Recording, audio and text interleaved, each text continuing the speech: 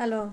Mummification जो Egypt में होता था, ये इजिप्शियन लोग ऐसा क्यों करते थे? ममीफिकेशन क्यों करते थे? मम्मी क्यों बनाते थे?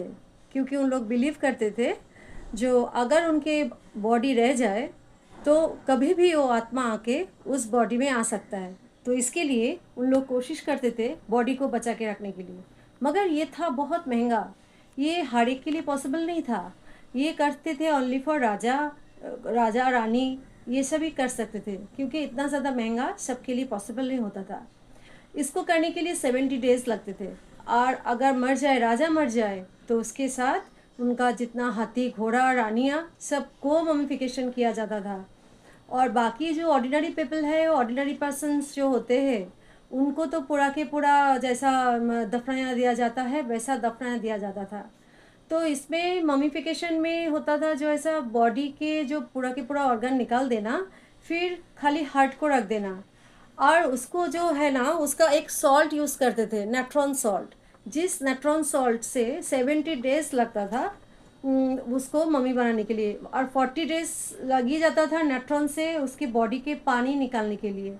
तो क्योंकि मम्मी करने के लिए 70 डेज लगना, तो उसके लिए सॉल्ट का, जो नेट्रॉन सॉल्ट का बहुत ज़्यादा भूमिका होता था।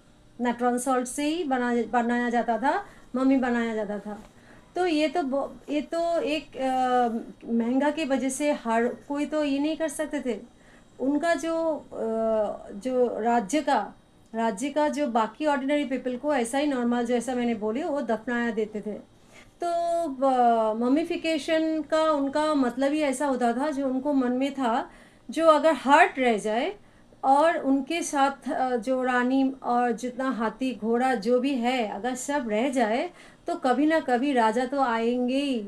उस हार्ट में उसका जो आत्मा, उनका जो सोल उस हार्ट में तो आएगा ही वापस, कभी ना कभी। उसमें हो ही जाए 5,000 साल, 10,000 साल, मगर फिर भी वो तो आत्मा तो आके ही बैठेगा। मतलब उस टाइम के हिसाब से उनके सोच, जो मैं बोलूँगी, इतना ज़्यादा कुछ ख़राब नहीं है, क्योंकि उस टाइम जो इंसान इतना एडुकेटेड भी नहीं थे, तो उनके सोच के हिसाब से इतना ज़्यादा मैं ख़राब कुछ नहीं बोलूँगी, क्योंकि उस टाइम उन लोग मम्मी बनाया है, तभी आज हम लोग उसको उस टाइम पीरियड में हम लोग जा पा रहे हैं। और उस टाइम पीरियड में क्या यूज़ करते थे, क्या यूज़ नहीं करते, हम लोग पास्ट को हमारे सामने आ जा रहा है बिकॉज ऑफ मम्मीफिकेशन।